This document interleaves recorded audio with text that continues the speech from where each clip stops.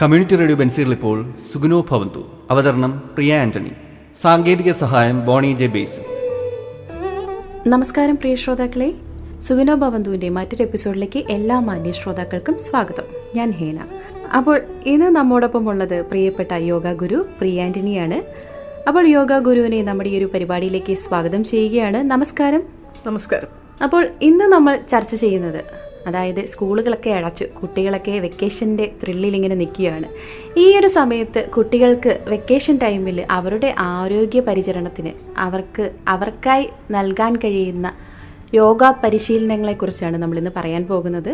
അതിനെക്കുറിച്ച് അറിയാനായി യോഗ ഗുരുവിലേക്ക് തന്നെ പോകാം.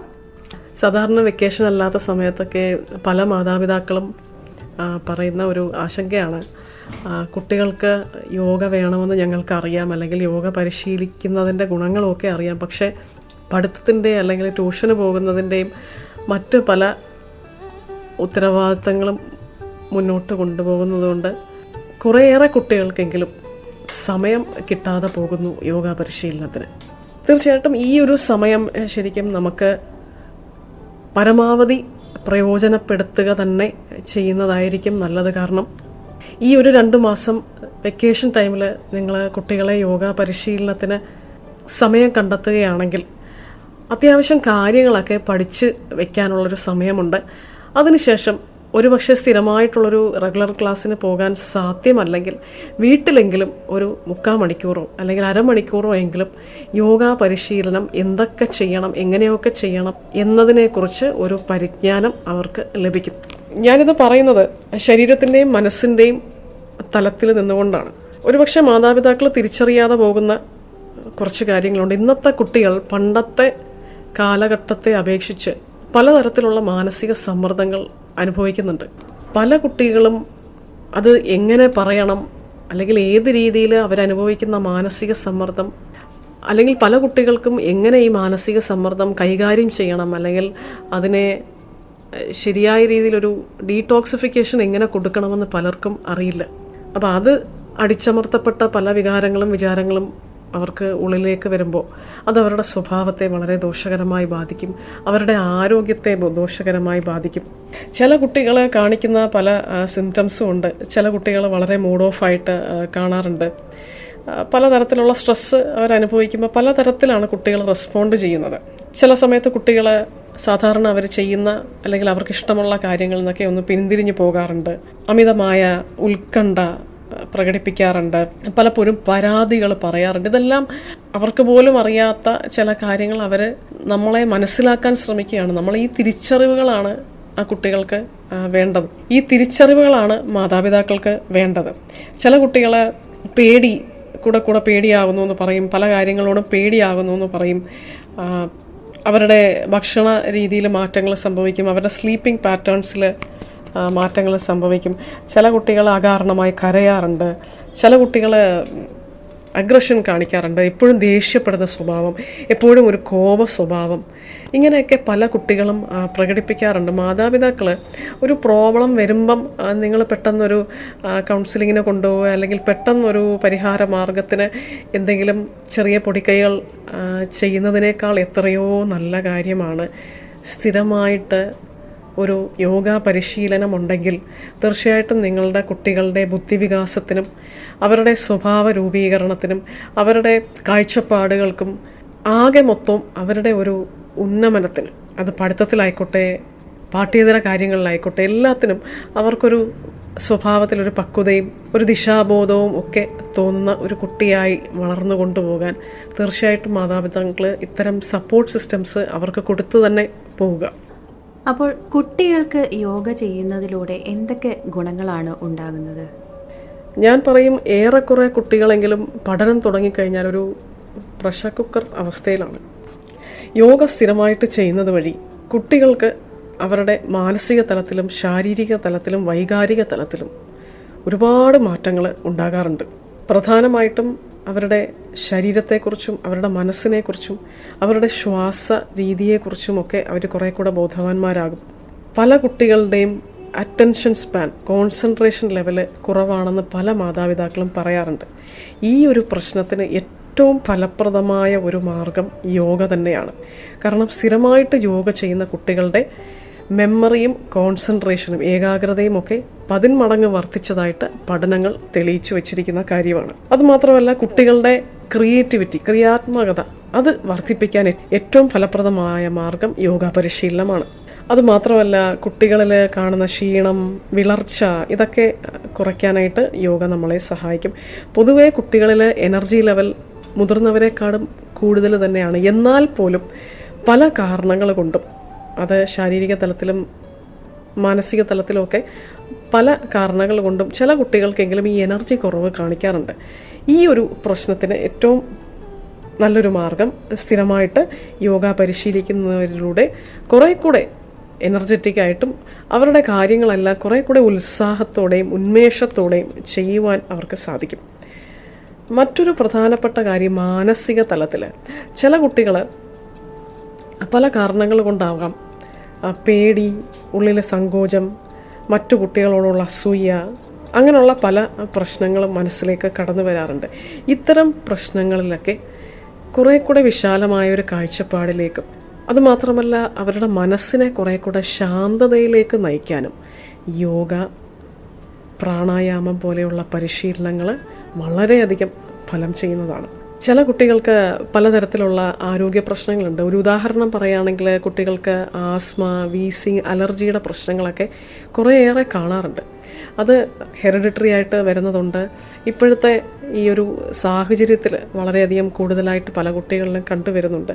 അപ്പോൾ ഇത്തരം അലർജിയുടെയും ആസ്മയുടെയും ഒക്കെ പ്രശ്നങ്ങൾക്ക് യോഗയിലെ പ്രാണായാമം വളരെയധികം ഫലപ്രദമാണ്. സ്ഥിരമായിട്ട് പ്രാണായാമം ചെറുപ്പത്തിൽ തന്നെ ചെയ്തു പോവുകയാണെങ്കിൽ മുതിർന്നു വരുമ്പോൾ സ്റ്റിറോയിഡ്സ് അടങ്ങിയ ഇൻഹേലേഴ്സ് യൂസ് ചെയ്യാതിരിക്കാനും അവരുടെ ദൈനംദിന കാര്യങ്ങൾ ബുദ്ധിമുട്ട് കൂടാതെ മുന്നോട്ട് കൊണ്ടുപോകാനും അവരെ സഹായിക്കുന്നതാണ്. കാരണം പല കുട്ടികളും ആസ്മയുടെയൊക്കെ പ്രശ്നമുള്ള പല കുട്ടികൾക്കും പഠിത്തം തന്നെ പലപ്പോഴും ബുദ്ധിമുട്ട് അനുഭവപ്പെടാറുണ്ട്. അപ്പോൾ ഈ ഒരു സ്ഥിതിയിൽ നിന്നൊക്കെ ഒരുപാട് അവർക്ക് മാറ്റങ്ങളുണ്ടാവും. പൊതുവെ ലങ് കപ്പാസിറ്റി വർദ്ധിപ്പിക്കുന്നതാണ് പ്രാണായാമങ്ങളൊക്കെ തന്നെ. പിന്നെ പൊതുവെ അവരുടെ ഫ്ലെക്സിബിലിറ്റി, മസിൽസിൻ്റെ സ്ട്രെങ്ത് ഇതൊക്കെ മെച്ചപ്പെടുത്താനായിട്ട് നല്ലതാണ്. അതുമാത്രമല്ല, യോഗാസനം സ്ഥിരമായി ചെയ്യുന്ന കുട്ടികളാണെങ്കിൽ അവരുടെ ഇമോഷൻസിനെ, അവരുടെ വികാരങ്ങളെ കൈകാര്യം ചെയ്യാൻ ചെറുപ്പത്തിൽ തന്നെ അവർ പഠിക്കും. അത് ഏറ്റവും വലിയൊരു കാര്യമാണ്. കാരണം മുതിർന്നു വരുമ്പോൾ അല്ലെങ്കിൽ ജീവിതം മുന്നോട്ട് കൊണ്ടുപോകുമ്പോൾ അവർ ലൈഫിൽ നേരിടാൻ സാധ്യതയുള്ള പ്രശ്നങ്ങളെ ചെറുപ്പത്തിൽ തന്നെ അവർക്കൊരു പരിശീലനമുണ്ടെങ്കിൽ വളരെ നിസ്സാരമായിട്ട്, വളരെ മറ്റു കുട്ടികളെക്കാളും വളരെ ഭംഗിയായിട്ട് അവരത് കൈകാര്യം ചെയ്തു പോകും. ചില കുട്ടികൾക്ക് ഈ അമിതവണ്ണത്തിൻ്റെ ഒരു പ്രശ്നമുണ്ട്. അമിതവണ്ണമുള്ള കുട്ടികൾക്ക് സൂര്യനമസ്കാരം വളരെ ഫലപ്രദമായ ഒരു മാർഗമാണ്. വളരെ ചുരുങ്ങിയ കാലം കൊണ്ട് തന്നെ വളരെ നല്ല രീതിയിലുള്ളൊരു മാറ്റം സൂര്യനമസ്കാരത്തിൽ കൂടെ അവർക്ക് ഉണ്ടാകും. അതുമാത്രമല്ല, അവരുടെ ഭക്ഷണ രീതി, മൊബൈൽ ഫോൺ അധികം സമയം ഉപയോഗിക്കുന്ന സ്വഭാവം, സ്ക്രീൻ ടൈം കൂടുതലായിട്ട് ഉപയോഗിക്കുന്നത് കുറയ്ക്കാനുമൊക്കെ അവരുടെ മനസ്സിനെ നമ്മൾ കാര്യങ്ങൾ പറഞ്ഞ് അവർക്ക് കാര്യങ്ങൾ പറഞ്ഞു കൊടുത്താൽ കുറേ കൂടെ ഉൾക്കൊള്ളുന്ന തലത്തിലേക്ക് അവരെ മെച്ചപ്പെടുത്തിക്കൊണ്ട് വരാനായിട്ട് തീർച്ചയായിട്ടും യോഗ പരിശീലനത്തിന് കഴിയും. അപ്പോൾ എന്തൊക്കെ യോഗാസനങ്ങളാണ് കുട്ടികൾക്ക് എടുത്തു പറയാനായിട്ട് ഉള്ളത്? കുട്ടികളുടെ കാര്യം പറയുകയാണെങ്കിൽ മുതിർന്നവരെക്കാളും കുറേ കൂടെ എളുപ്പത്തിൽ നമുക്കവരെ യോഗ പരിശീലനം ചെയ്തെടുക്കാൻ പറ്റും. കാരണം കുട്ടികളുടെ ബോഡി അത്യാവശ്യം ഫ്ലെക്സിബിളാണ്. മുതിർന്നവരെക്കാളും കുറേ കൂടെ വഴക്കം അവരുടെ ശരീരത്തിനുള്ളത് കൊണ്ട് തന്നെ യോഗയുടെ പല ആസനങ്ങളും വളരെ ലളിതമായി തന്നെ അവർക്ക് ചെയ്തെടുക്കാൻ സാധിക്കും. ഒരു ഉദാഹരണം പറയുകയാണെങ്കിൽ, സർവാംഗാസനം എന്ന് പറയുന്ന ഒരു യോഗാസനം ഒരു പക്ഷേ മുതിർന്നവർക്കാണെങ്കിൽ അത് തുടക്കക്കാർക്ക് ബുദ്ധിമുട്ടായിരിക്കും. പക്ഷേ കുട്ടികളുടെ കാര്യത്തിൽ അങ്ങനൊരു പ്രശ്നം വരുന്നില്ല. കുട്ടികൾ ഒരു 1-2 ആഴ്ച കൊണ്ടൊക്കെ തന്നെ അവരുടെ ശരീരം കുറേ കൂടെ ഫ്ലെക്സിബിളായി കിട്ടുകയും കുറേ കൂടെ വിഷമാസനങ്ങൾ, അതായത് അഡ്വാൻസ്ഡ് യോഗ പോസ്റ്റേഴ്സ് ചെയ്യാനായിട്ട് കുറേ കൂടെ എളുപ്പത്തിൽ അവർക്ക് സാധിക്കും. സർവാംഗാസനം ചെയ്യുന്നത് വഴി അവരുടെ തലച്ചോറിലേക്ക് കൂടുതൽ രക്തയോട്ടം ഉണ്ടാകാൻ നല്ലതാണ്. അതുമാത്രമല്ല, അവരുടെ നട്ടലിന് കുറേ കൂടെ ഫ്ലെക്സിബിലിറ്റി ഉണ്ടാകും. ഞാൻ നേരത്തെ പറഞ്ഞതുപോലെ ഏകാഗ്രതയും ബുദ്ധികൂർമ്മതയും ഒക്കെ ഉണ്ടാവാൻ സർവാംഗാസനം വളരെ ഫലപ്രദമായ ഒരു യോഗാസന മുറയാണ്. മറ്റൊരു യോഗാസന മുറ എന്ന് പറയുന്നത് വീരഭദ്രാസനമാണ്. വീരഭദ്രാസനം തുടക്കക്കാർക്ക് ചെയ്യുന്നതിനേക്കാൾ കുറേ കൂടെ അഡ്വാൻസ്ഡ് ലെവലിലുള്ള വീരഭദ്രാസനം കുട്ടികൾക്ക് പറഞ്ഞു കൊടുക്കാൻ സാധിക്കും. കാരണം അവർ പെട്ടെന്ന് കാര്യങ്ങൾ പഠിച്ചെടുക്കുന്നത് കൊണ്ട് തന്നെ നമുക്ക് അടുത്തൊരു ലെവലിലേക്ക് അവരെ കൊണ്ടുപോകാൻ ചുരുങ്ങിയ കാലയളവ് കൊണ്ട് തന്നെ സാധിക്കും. പ്രത്യേകിച്ച് വീരഭദ്രാസനം ചെയ്യുന്നത് വഴി നമ്മുടെ ശരീരത്തിൻ്റെ ഒരു ബാലൻസ് വർദ്ധിപ്പിക്കാൻ വളരെ ഫലപ്രദമായൊരു കാര്യമാണ്. അതുമാത്രമല്ല, പൊതുവെ ഉള്ള കുട്ടികളുടെ ഒരു സ്റ്റാമിന വർദ്ധിക്കാനും നല്ലതാണ്. കാലുകളുടെ പ്രത്യേകിച്ച് കാൽമുട്ട്, കാഫ് മസിൽസിനൊക്കെ കുറേ കൂടെ നല്ല രീതിയിൽ ആരോഗ്യം പ്രദാനം ചെയ്യാനും നല്ലതാണ്. പിന്നെ പ്രധാനമായിട്ടും കുട്ടികൾ ചെയ്യേണ്ടത് സൂര്യ നമസ്കാരമാണ്. കാരണം സൂര്യ നമസ്കാരത്തിൽ കൂടെ അവർക്ക് ലഭിക്കുന്ന ഗുണങ്ങളെന്ന് പറഞ്ഞാൽ ഒരു പക്ഷേ ഈ ഒരു എപ്പിസോഡ് പറഞ്ഞാൽ തീരില്ല. അത്രയും ഗുണങ്ങളാണ് അവരുടെ മനസ്സിനും ശരീരത്തിനും ലഭിക്കുന്നത്. പ്രധാനമായിട്ടും അവരുടെ നാഡീവ്യൂഹത്തെ ശാന്തമാക്കാനായിട്ടുള്ള കഴിവ് സൂര്യ നമസ്കാരത്തിനുണ്ട്. അതായത് പെട്ടെന്ന് എപ്പോഴും ചൂടാകുക, ദേഷ്യപ്പെടുന്ന സ്വഭാവം, എല്ലാത്തിനും വാശി പിടിക്കുന്ന സ്വഭാവ പ്രകൃതിയുള്ള കുട്ടികൾ, വളരെ ഡിമാൻഡിങ് ആയിട്ടുള്ള കുട്ടികൾ, ചില കുട്ടികൾ മാതാപിതാക്കൾ ഇന്നത് ചെയ്ത് തന്നാൽ ഞാനിത് ചെയ്യാം എന്ന് പറയുന്ന ഒരു സ്വഭാവ രീതിയിലേക്കൊക്കെ വരുന്ന കുട്ടികളെ അവരുടെ സ്വഭാവത്തിന് ഒരുപാട് മാറ്റങ്ങൾ, വളരെ പോസിറ്റീവായിട്ടുള്ള മാറ്റങ്ങൾ ഉണ്ടാക്കിയെടുക്കാൻ സൂര്യ നമസ്കാരത്തിന് കഴിവുണ്ട്. അത് പ്രത്യേകിച്ച് അവരുടെ നാഡീവ്യൂഹത്തിന് ശാന്തത അനുഭവിച്ച് തുടങ്ങുമ്പോൾ തന്നെ അവർക്ക് ആ വ്യത്യാസങ്ങൾ മനസ്സിലാക്കാൻ സാധിക്കും. പൊതുവേ ഉള്ള ശരീരത്തിൻ്റെ സ്ട്രെങ്തും ഫ്ലെക്സിബിലിറ്റിയും, പ്രത്യേകിച്ച് കാലുകളുടെ നടുഭാഗത്ത് നട്ടല്, ഇതിൻ്റെയൊക്കെ സ്ട്രെങ്തും ഫ്ലെക്സിബിലിറ്റിയും മെച്ചപ്പെടുത്തിയെടുക്കാൻ സൂര്യ നമസ്കാരത്തിന് കഴിവുണ്ട്. മറ്റൊരു പ്രധാനപ്പെട്ട ഗുണമെന്ന് പറയുന്നത് സൂര്യ നമസ്കാരം സ്ഥിരമായിട്ട് ചെയ്യുന്ന കുട്ടികളുടെ ഏകാഗ്രത വളരെയധികം മെച്ചപ്പെട്ടിരിക്കും. അവർക്ക് പഠനത്തിൽ കുറേ കൂടെ സമയം കണ്ടെത്താനും മടുപ്പ് കൂടാതെ ആ സമയം നല്ല രീതിയിൽ ചെലവഴിക്കാനുമൊക്കെ സ്ഥിരമായിട്ട് സൂര്യ നമസ്കാരം ചെയ്യുന്ന ഒരു കുട്ടിക്ക് സാധ്യമാണ്. പിന്നെ കുട്ടികളുടെ സെൽഫ് കോൺഫിഡൻസ്, അവരുടെ ഇമ്മ്യൂണിറ്റി സിസ്റ്റം, ഇതെല്ലാം വളരെയധികം മെച്ചപ്പെടും സൂര്യ നമസ്കാരം സ്ഥിരമായിട്ട് ചെയ്യുന്നത് വഴി. അപ്പോൾ കുട്ടികളുടെ യോഗയെക്കുറിച്ചാണല്ലോ പറഞ്ഞുകൊണ്ടിരിക്കുന്നത്. അപ്പോൾ അതായത് ഓരോ പ്രായം മുതൽ, അതായത് ചെറിയ കുട്ടികൾ മുതൽ വലിയ കുട്ടികൾ വരെയുള്ള വിവിധ തലങ്ങളിൽ കുട്ടികൾക്ക് എങ്ങനെയൊക്കെയാണ് യോഗ പരിശീലനം കൊടുക്കുന്നത്? കുട്ടികളെ ഒരു 3 ഗ്രൂപ്പുകളായിട്ട് തിരിക്കാം. അതായത് അവരുടെ പ്രായത്തിൻ്റെ അടിസ്ഥാനത്തിൽ ഒരു 3 ഗ്രൂപ്പുകളായിട്ട് തിരിക്കാം. ശരിക്കും പറഞ്ഞാൽ കുട്ടികൾക്കൊരു 4 വയസ്സ് തുടങ്ങിയൊക്കെ യോഗ പരിശീലനം ചെയ്യാവുന്നതേ ഉള്ളൂ. അവർക്ക് കാര്യങ്ങൾ പറഞ്ഞാൽ മനസ്സിലാകുന്ന പ്രായം തൊട്ട് അവരെ യോഗ പരിശീലിക്കാവുന്നതാണ്. അങ്ങനെ ഒരു 4 വയസ്സ് തൊട്ട് ഒരു 13 വയസ്സ് വരെയുള്ള പ്രായത്തിലുള്ള കുട്ടികളുടെ ഒരു ഗ്രൂപ്പ് ആണ് നമ്മൾ ആദ്യം പരിശീലനം തുടങ്ങുന്നത്. ഇത്തരം കുട്ടികൾക്ക് അവർക്കൊരു പക്ഷേ എന്തിനാണ് യോഗ ചെയ്യുന്നത് എന്നൊന്നും അവർക്കിപ്പോൾ ഉൾക്കൊള്ളില്ലായിരിക്കാം. പക്ഷേ അത് സാരമില്ല. യോഗാസനങ്ങൾ പലതും പല പ്രകൃതിയിൽ നമ്മൾ കാണുന്ന പലതിനോടും സാമ്യമുണ്ട്. ഇപ്പം വൃക്ഷാസനം ചെയ്യുകയാണെങ്കിൽ വൃക്ഷത്തോട് സാമ്യപ്പെടുത്തി നമ്മളത് അവരെ കൊണ്ട് ചെയ്യിപ്പിക്കും. ധനുരാസനം, അമ്പും വില്ലും, ആ ഒരു കോൺസെപ്റ്റിൽ നമ്മൾ ചെയ്യും. അപ്പോൾ ഇത്തരം കാര്യങ്ങളൊക്കെ പറഞ്ഞ് അവരെ കൊണ്ട് ചെയ്യിപ്പിക്കുമ്പോൾ യോഗ കുറേ കൂടെ ആസ്വാദ്യകരമായ രീതിയിൽ അവർക്ക് ചെയ്യാൻ സാധിക്കും. ഒരു പക്ഷേ അവർ മനസ്സിലും ശരീരത്തിലും നടക്കുന്ന മാറ്റങ്ങൾ തിരിച്ചറിഞ്ഞില്ലെങ്കിൽ പോലും അവർക്ക് അവരുടെ മാറ്റങ്ങൾ മാതാപിതാക്കൾക്ക് മനസ്സിലാവുന്ന തരത്തിലേക്ക് അവർക്ക് പോസിറ്റീവായിട്ടൊരു ചേഞ്ച് ഉണ്ടാവും. പ്രത്യേകിച്ച് ഈ കുട്ടികൾക്ക് യോഗാസന പരിശീലനങ്ങൾ, ബ്രീതിങ് എക്സസൈസ്, പലതരത്തിലുള്ള ബ്രീതിങ് എക്സസൈസുകളുണ്ട്. അത് ഓരോരുത്തർക്കും ഓരോ കുട്ടിയെ ആശ്രയിച്ച് അത് സ്ഥിരമായിട്ട് ചെയ്യും. മെഡിറ്റേഷനൊന്നും ഇത്തരം പ്രായത്തിലുള്ള കുട്ടികൾക്ക് എന്താണ് എങ്ങനെയാണ് ചെയ്യേണ്ടതെന്നൊന്നും അറിയില്ല. അതുകൊണ്ട് നമ്മൾ ഈ ഒരു കുട്ടികൾക്ക് റിലാക്സേഷനാണ് കൊടുക്കുന്നത്. കണ്ണുകൾ അടച്ച് അവരെ കൊണ്ട് മനസ്സിൽ ഓരോ ശരീരഭാഗങ്ങൾ ആലോചിച്ച് റിലാക്സ് ചെയ്യാൻ പറയുന്നു. ആദ്യമൊക്കെ അവർക്ക് കോൺസെൻട്രേഷൻ കിട്ടിയില്ലെങ്കിൽ പതുക്കെ ആ റിലാക്സേഷൻ കുറേ കൂടെ നല്ല രീതിയിൽ അവർക്ക് ആസ്വദിക്കാൻ തുടങ്ങും.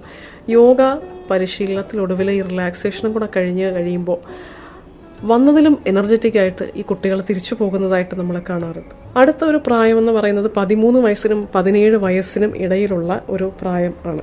ഈ ഒരു പ്രായത്തിൽ നമ്മൾ കുട്ടികൾക്ക് കൊടുക്കേണ്ടത് പ്രത്യേകിച്ചും സെൽഫ് കോൺഫിഡൻസ് വർദ്ധിപ്പിക്കുക, അവരുടെ രോഗപ്രതിരോധ ശേഷി വർദ്ധിപ്പിക്കുക, അവരുടെ തെറ്റായ ഭക്ഷണ രീതികളിൽ നിന്നൊക്കെ മാറി കുറേ കൂടെ ഊർജം പകരുന്ന ഭക്ഷണ സാധനങ്ങൾ കഴിക്കാൻ അവരെ പ്രേരിപ്പിക്കുക. ഇത്തരം കുട്ടികൾക്ക് പലതരത്തിലുള്ള ആങ്സൈറ്റീസ് ഉണ്ടാകാറുണ്ട്, പഠനത്തിൻ്റെ പലതരത്തിലുള്ള സ്ട്രെസ്സ് അനുഭവിക്കാറുണ്ട്. കാരണം മാത്സര്യ ബുദ്ധിയോടുകൂടിയുള്ള ഒരു സാഹചര്യത്തിലാണ് അവരിപ്പോൾ പഠനം നടത്തുന്നത്. അതിൻ്റേതായ പല ചിന്തകളും അവരുടെ മനസ്സിലേക്ക് കടന്നു വരാറുണ്ട്. അപ്പോൾ ഈ പ്രായത്തിലുള്ള കുട്ടികൾക്ക് കുറേ കൂടെ അടുത്ത ഒരു ലെവലിലേക്കുള്ള യോഗാസനങ്ങൾ, പ്രത്യേകിച്ച് ഈ പ്രായത്തിലുള്ള കുട്ടികൾക്ക് അഡ്വാൻസ് പോസ്റ്റേഴ്സ് കൊടുക്കാറുണ്ട്. ബ്രീതിങ് എക്സസൈസ്, അവർക്ക് ഗൈഡഡ് മെഡിറ്റേഷൻസ് ആണ് കൊടുക്കുന്നത്. അവർക്ക് മെഡിറ്റേഷൻ സ്വന്തമായിട്ട് ചെയ്യാൻ പറ്റില്ല, അതുകൊണ്ട് നമ്മൾ മെഡിറ്റേഷന് വേണ്ടി ഗൈഡ് ചെയ്ത് കൊടുക്കും.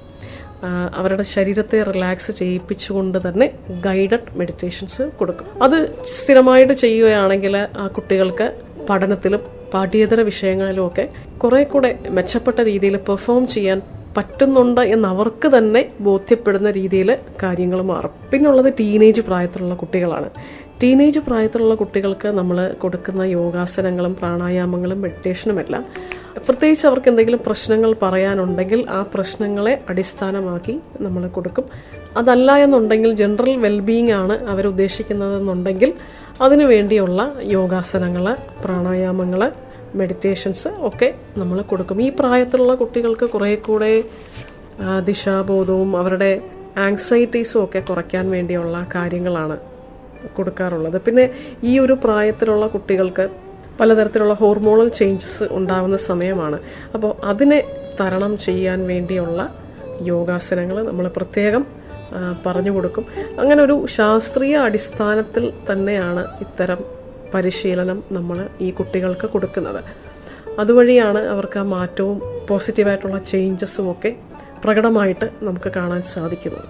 അപ്പോൾ ഈ ഒരു അവധിക്കാലത്ത് കുട്ടികളുടെ ആരോഗ്യത്തെ കൂടി എങ്ങനെയൊക്കെ മെച്ചപ്പെടുത്താം, അല്ലെങ്കിൽ അവരുടെ പഠിത്തത്തിനും കളിക്കും അവരുടെ അവധിക്കാലം എങ്ങനെ ചെലവഴിക്കുന്നതിനോടൊപ്പം തന്നെ അവരുടെ ആരോഗ്യം എത്രത്തോളം മെച്ചപ്പെടുത്താം, അത് ഏതൊക്കെ രീതിയിൽ മുന്നോട്ട് കൊണ്ടുവരാം എന്നുള്ളൊരു മികച്ച അറിവാണ് യോഗ പരിശീലനത്തിലൂടെ നമ്മുടെ പ്രിയപ്പെട്ട യോഗ ഗുരു നമുക്ക് പറഞ്ഞു തന്നത്.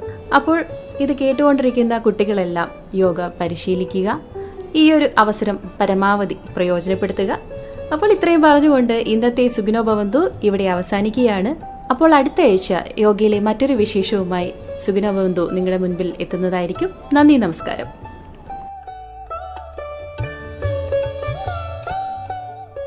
കമ്മ്യൂണിറ്റി റേഡിയോ ബെൻസിഗറിൽ നിങ്ങൾ ഇതുവരെ കേട്ടത് സുഖിനോ ഭവന്തു. അവതരിപ്പിച്ചത് പ്രിയ ആന്റണി. സാങ്കേതിക സഹായം ബോണി ജെ ബേസ്.